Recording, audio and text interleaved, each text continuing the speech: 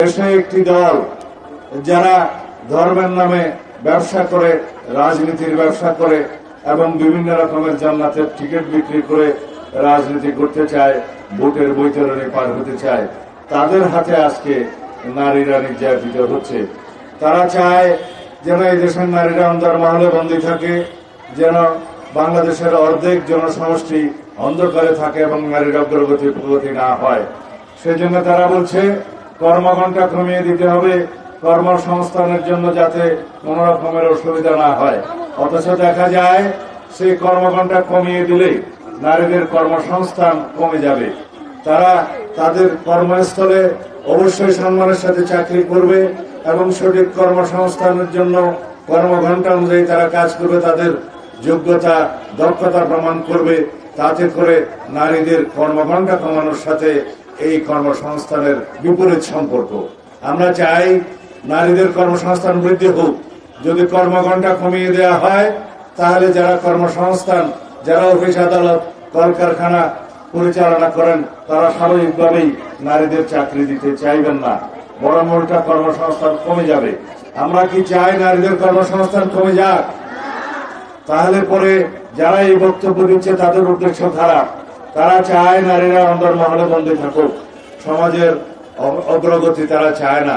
দেশের অগ্রগতি নিশ্চিত করতে গেলে বাংলাদেশের সমগ্র জনসমষ্টির যারা অর্ধেক নারী অর্ধেক পুরুষ, তাদের অগ্রগতি নিশ্চিত করতে হবে, তাদের প্রগতি নিশ্চিত করতে হবে, তাদের সামাজিক নিরাপত্তা নিশ্চিত করতে হবে, তাদের রাষ্ট্রীয় নিরাপত্তা নিশ্চিত করতে হবে, তাদের পারিবারিক মর্যাদা এবং নিরাপত্তা নিশ্চিত করতে হবে।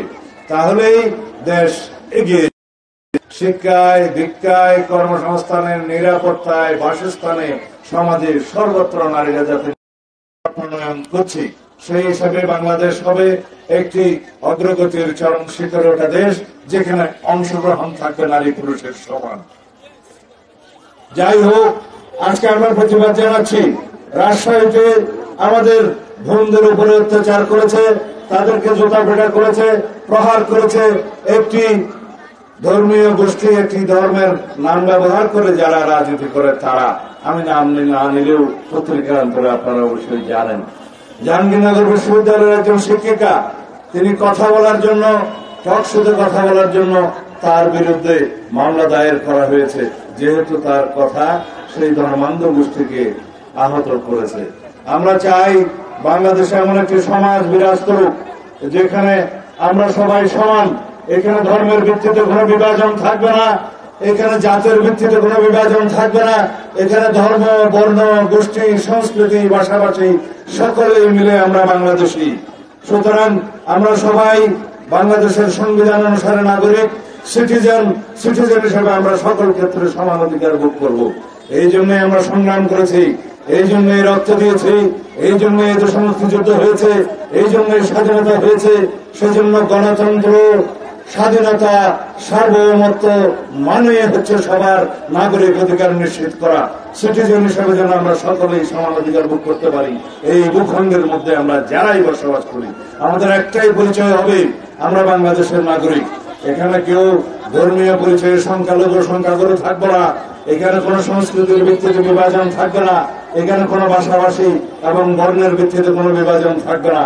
সেই বাংলাদেশ প্রতিষ্ঠার জন্যই আমাদের সন্তানেরা রক্ত দিয়েছে, সেই বাংলাদেশ প্রতিষ্ঠার জন্যই জুলাই গণঅভ্যুত্থান সংগঠিত হয়েছে, সেই বাংলাদেশ প্রতিষ্ঠার জন্যই আমাদেরকে অবশ্যই সামনে কাজ করতে হবে।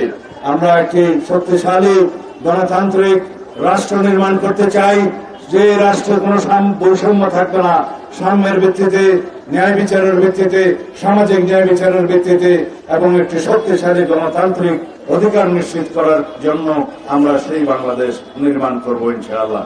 আমি আজকে এখানে এই সমাবেশের এই উসিলায় দুটি কথা বলতে চাই।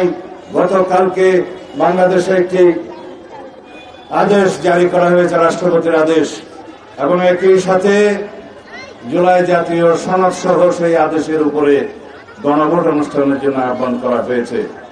আমরা আমাদের দলের পক্ষ থেকে বলেছি, জুলাই জাতীয় সনদ যেভাবে স্বাক্ষরিত হয়েছে সেটা আমরা প্রতিপালনে প্রতিশ্রুতিবদ্ধ, অঙ্গীকারাবদ্ধ।